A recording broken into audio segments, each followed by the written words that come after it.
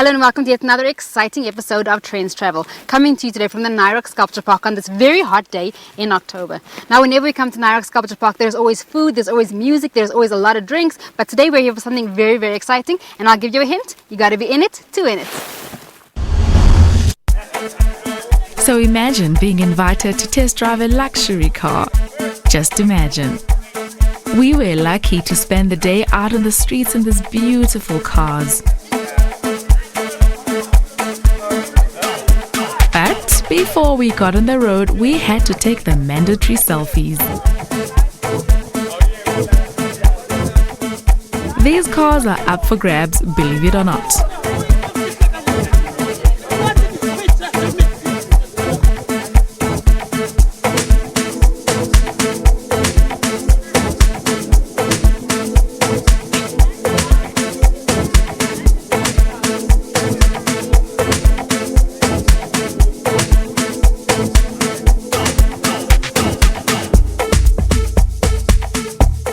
10 lucky South Africans will be the owners of these cars come January 2020. But for today, there were hours to enjoy. We cruised along the highway, soaking in the sun, taking turns behind the steering wheel so that everyone could get the full experience. When we got on the open road, we pressed the accelerators while the wind blew our hair, looking at the scenery and forgot about our ordinary lives for a moment. We felt like billionaires. It's a hot day out in the sun. Today we drove all the way from Sandton to the cradle of humankind. What a beautiful experience being driven by luxury. Sure, the experience in the C200 is unlike any other. One, you are in a convertible, which is always nice for the summertime. But also, it's a beast, man. You are behind the engine of an AMG car. So it just wants you to go. So the drive was nice and chilled, and there were moments, of course, when you just want to take those curves like an AMG can. But you know, we were all controlled in a nice convoy. But more than anything, I'd love to take it for another test drive. It's a beautiful drive. After all that excitement, we were treated to some Spanish cuisine al fresco style.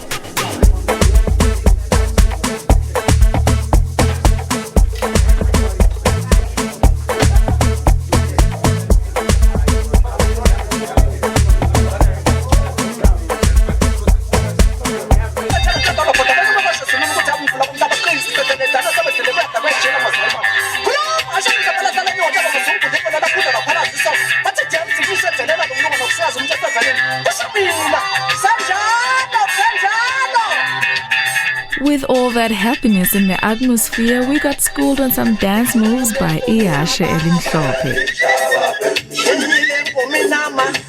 I think he was showing off really, and rightfully so. We are giving away 10 Mercedes-Benz C200 cabs, these beautiful babies right here, as well as 4.6 million rand in cash prizes. And we're really here to talk about this exciting milestone and this great opportunity for South Africa. So tell me about the raffle. Like, when did you guys start and why did you guys decide on doing raffles?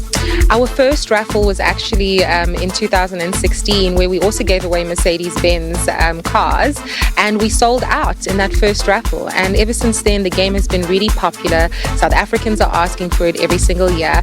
It's one of the games where we don't always give away cash. You know, we give away an asset, we give away a nice prize. Our previous raffle that we just had this past December was a home, 6 homes worth 2 million rand. And I think that's really what keeps people coming, is that they never know what's coming next. They don't know what to expect. The odds are great. The odds of winning a jackpot prize are the best, in the game portfolio, and that's really why people love this game.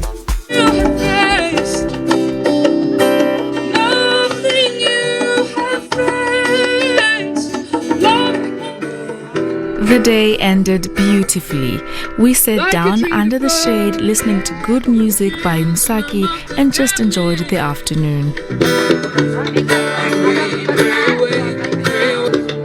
Bet your life, go and be alive. Ain't nobody living latest club incantation. All is well. So with me here is a previous winner. How does it feel to be a winner? Yo, ndiyakuvuyela kakhulu. ngoba yayingeyo nto mhlawumbi kanye ndicinga uba mhlawumbi yenzeka apha kum kodwa kayenzekile. Ndivuya kakhulu ingase nomnye umntu mhlawumbi kanye angayithatha loo nxaxheba yothatha ama-chance kanti So, are you gonna play? Yabana, today they're giving away cars. Are you gonna play again? Sawuphinda ndidlale kwakhona nabanye futhi banqonelise ukuba bana badlale futhi and ndinqonele uba mhlawumbi kanye awine futhi ngoba iloto noba mhlawumbi kanye iloto ithatha ixesha ukuwina kodwa ekugqibile wawina uyabona uba ngaba kwenzeka ntoni na kodwa ndizokuxelela uba ndiwine emalini mna. Okay, sharp. It's your life, go and be alive. Living on here, it's your life, be alive. Ain't nobody living all this round.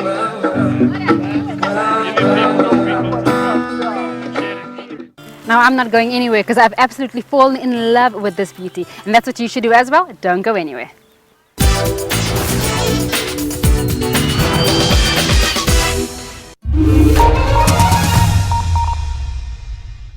I'm nervous. It's okay to be nervous on your first day, but you'll make lots of friends, and I'll be here when you get back.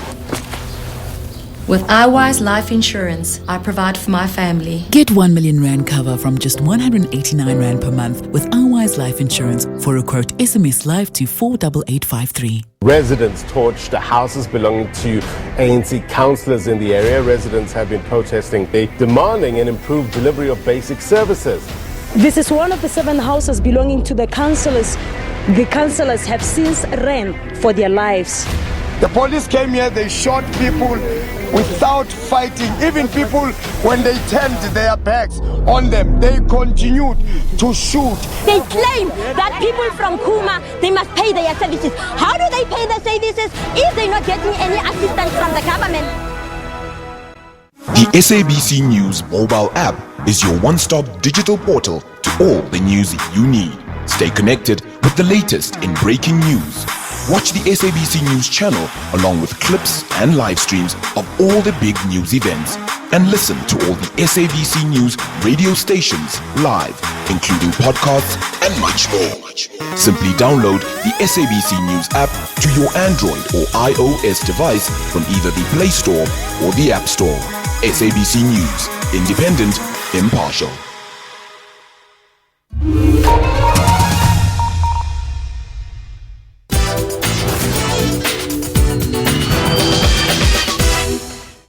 Africa Fashion International, or AFI, was established with the unequivocal determination to restore and propel refined African fashion brands on a global stage. And this year, their theme at the Joburg Fashion Week was Africa Fashion Unites.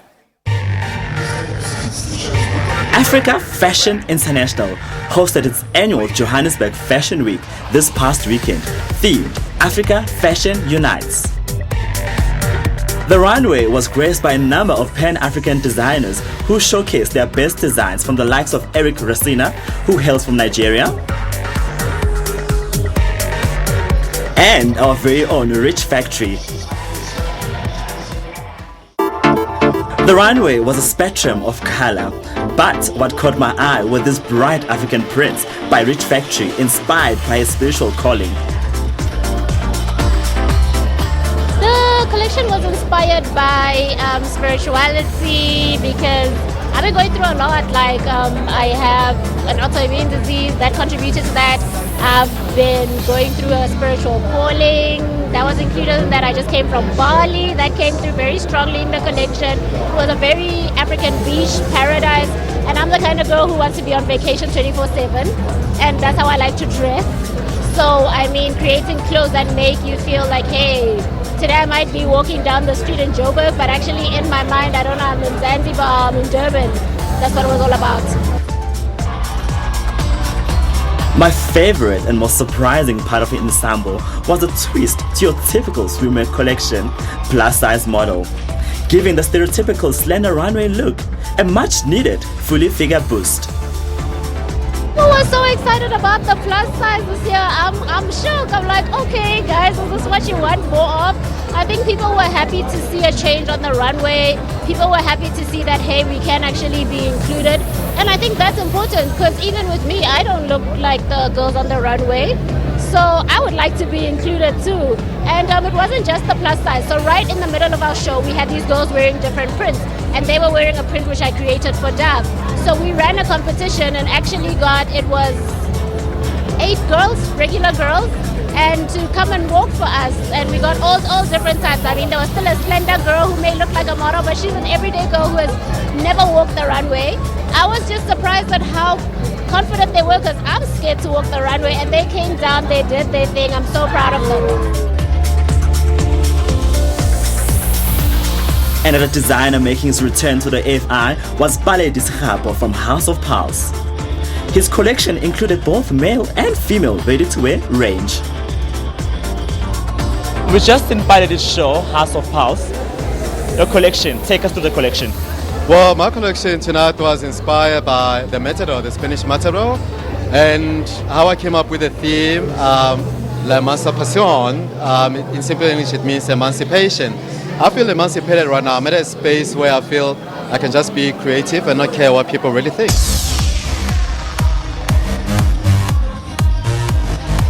When I look at the collection, it was a different looks, and you put different looks. So take us through those looks, because it wasn't something that was consistent throughout the show. It was different looks, different designs. Why did you put that together? Why? What I decided to do with the collection, I didn't want it to look too one-dimensional and costume with the Matadors. And secondly, it was important for me to incorporate the African fabric into it and still create a whole Matador look. If you noticed, one of the guys was wearing a Matador bolero and the Matador pants and the skirt that the Matadors should wear so that the horns of the bull doesn't step them. So I translated that into African. But also it's important to understand that when you do fashion shows, it's not a costume show, it's a fashion show. You still have to tone down the collection a little bit so that it is relatable, and that's why I did the coming trend of the wide leg pants. Obviously that deviated a little bit from Spanish, but at the end of the day, we're in this business to make money, and it's important when you have a fashion show to cater for your market from a 360 degrees perspective and not from a keyhole view perspective. From African print swimwear to linen pants, silk scarf, flowing dresses and pants, these are some of the items you should have this season.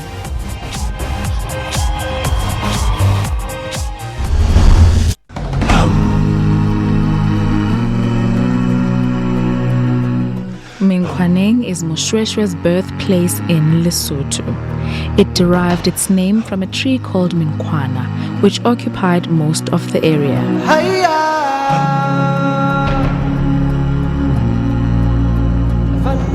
What's left are stones which used to form residence and kraals. Moshweshwe and local traditional doctors used to be the only ones to use this spring water for drinking and health purposes. The spring provides clean, fresh water.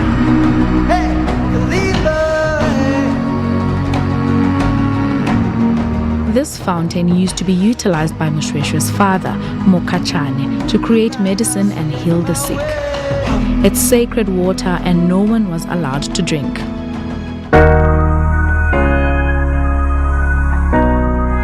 I and the team hiked to a mountain cave called Qoboshiane.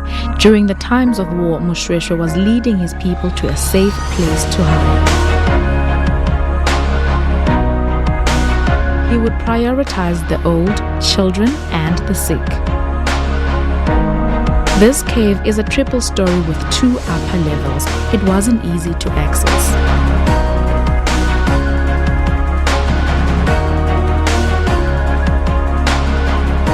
Much of history is hidden in the mountains of Lesotho. The Khoi used to occupy this place. The art on the rocks is evidence. They used the blood of animals they ate to draw with it. Next to the main drawing is the animal which the blood came from.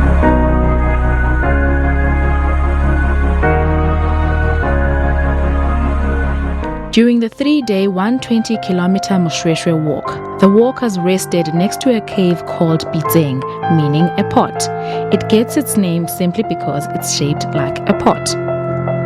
Inside, you find healthy drinking water and other amazing wonders. If you look closer, you can see this yellow thing. When you move in closer, it disappears or hides. As soon as you walk back, it reappears. The caves used to be busy with people, but currently are only occupied by insects such as spiders and other animals.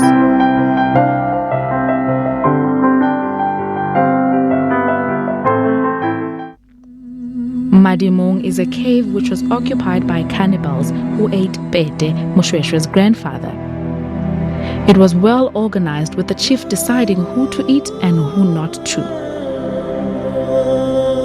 A female who was considered ugly was eaten, and the one who was beautiful would be taken in as a wife and expected to be a cannibal too. The blood stains on the rocks are human blood. This is the area where they used to hang bodies so that the blood can be drained out. Another area was used as a table to chop the bodies, and another was used to boil the blood for drinking.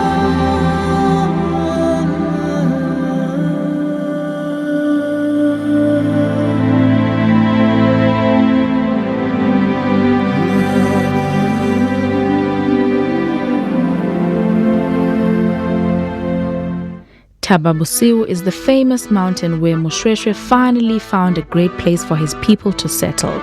They resided there for many years. His grave is on top of this mountain, together with many other important figures in Lesotho. Basotho ba batla ditšeo tšela majarafuru ka mahetla re tlile kwano mogorong wa gotla Thababosiu re tlotla re dumedisa marena ra he thisele pharuwe telele ngwana mastenane kgomo di kene ka ena di sa tswile le batho ba kene ka ena ba sa tswile hlabisa ba kwena go hlabiseng gona go hlabiseng mastenane ya ke a rwale mehlohlo ya dikgomo le ya batho ke bua ka nketu ya maratha ka shagane le makwanyane ke moshosho ila motho a raka di lebeulane nga beule ramona henditelu le ka jeno amma ka jeno a di so hlome ka gona di tla hloma isao kwena e se metsi ya gutitse hlapa ya nyolosa madimo roballe morena wa Basotho ke bua ka wena thisile haebe khotso Basotho ba batle. Coming up after the break, we take you to Phoenix Settlement in KZN, so stay tuned for that.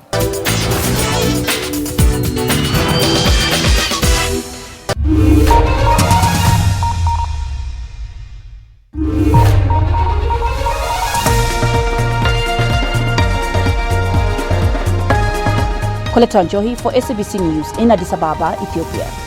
Leon Sanyange, SABC News, Entebbe, Uganda. Chris Ochamringa, SABC News, Beni, Democratic Republic of Congo. Sarah Kemani for SABC News in Accra, Ghana. Phil Ihaza, SABC News, Abuja. Daniel Kijo, SABC, Dar es Salaam.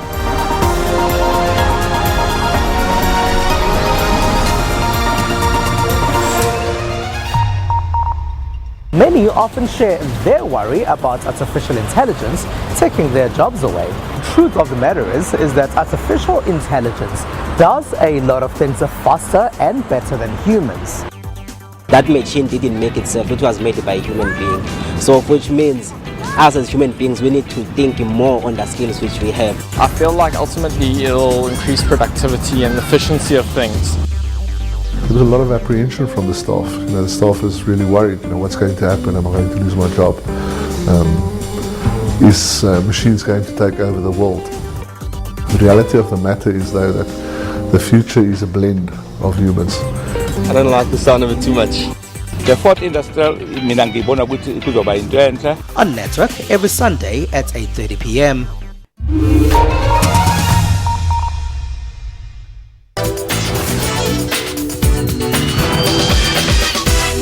Welcome to Phoenix Settlement. Phoenix Settlement, it is a place which was named by Gandhi himself. Let us continue and see Gandhi. Are they still actively printing here or not? Or is there still some of the printing stuff inside? No, nowadays this is now a museum. These other languages so that they could understand and be able to read them as well. Okay, we have now arrived to Gandhi statue, which was opened on the year 2004 on the 28th of April. It was opened officially by who was the Vice President of the Republic of India, by the name of Baron Singh. So now I'm going to show you the Sarvodaya house. Sarvodaya is a Hindi term meaning well-being for all. This house was built for Gandhi and his family when Phoenix settlement was established in 1904. Kasturba and their sons moved to Phoenix and had to adjust to simple communal life far from the city. So this is the back view of the house. This is where Gandhi will enter to his house. Here we have the kitchen, we have the study room, we have the living room, and also the front view of his house. I doubt that any man or woman can achieve what I have if he or she could make the same effort and cultivate the same hope and faith. Yes. Toward his unrelenting vision of peace, justice, and equality for all. Yes. Let's go. All right. Ladies first. Oh, get over that. In the kitchen, this is where we're going to see the writing that was handily written by Gandhi himself.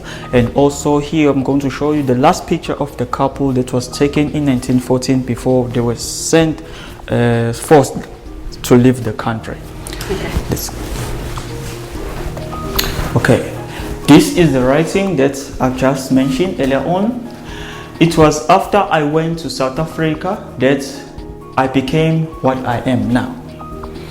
After the incident that took place to Gandhi in the train, and also the event that Gandhi was, for an example, like the Salt March, which were a system that Gandhi were using to oppose the injustice. He was using a non-violent system.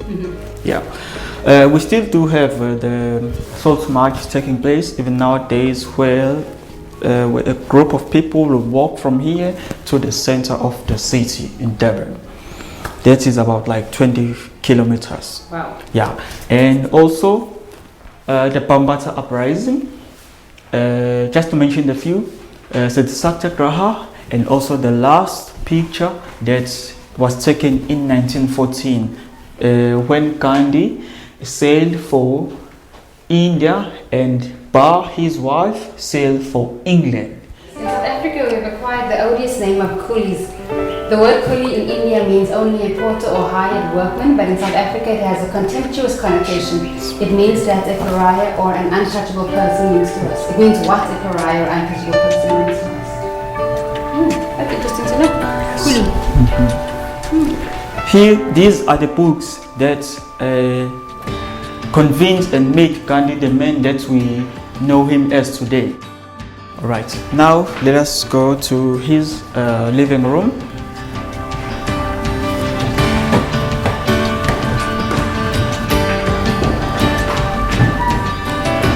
This is the living room. After Gandhi went for India in 1914, this became the house for prayer. 1930. On the walls of this prayer room, you will find in chronological order a timeline of what is an ode to the many life-changing events where the brave have heroically taken up the gauntlet to oppose any and all infringements on human rights, not only in South Africa, but the entire world over. Phoenix Settlement, or the property better known as Gandhi House, also houses another museum known as the Learning Center. This is divided into 4 sections honoring Gandhi with Seeds of Democracy, Prophet Isaiah Shembe with the beginnings of the Church of Shembe, John Dube and Mary Kelly Edwards as the historical icons whose origin can be found in Inanda. Although it is all confined to one large room, the insight and information on these walls speaks of a rich political and religious history in this tiny corner of the world. Prophet Isaiah Shembe started the church in 1910. The church is more than 100 years in existence. It is famously known as Inkolo Yama Nazareth. They worship what is called a Sabbath. Yes, for them, the 7th day is on a Saturday, so their first day is on a Sunday. Yeah, so this is the Prophet Isaiah Shembe. They have hymns, dances, and also performance that is they do in their religion. Now the third portion is about John Langalbale Dube, who was the first president of the South African National Congress, yes. At that time it was called the SANC, yes, South African National Native Congress, yes. It is the gentleman that is sitting at the center here. Now, last but not least, Mary Kelly Edwards, known as Ezakametwa Edward, the Nanda Seminary School for Girls. Initially, there was no plan to build a school for girls. American missionary Lucy Lindley had already built a school for boys, but on seeing the need, it was his wife Mary Kelly Edward who thought it imperative. Among the many change makers that came from the school was John Dube's wife, who then went on to help John Dube build the Ohlanga School. And from the Ohlanga School, under the tutelage of Mrs. Dube, came greats like Mlambo Ngcuka and prominent speakers of Parliament. And that's all we have for you in this week's edition of Trains Travel, coming to you from the Nairok Sculpture Park in Kromdraai. We look forward to seeing you again next week, same time, same place. Until then, cheers.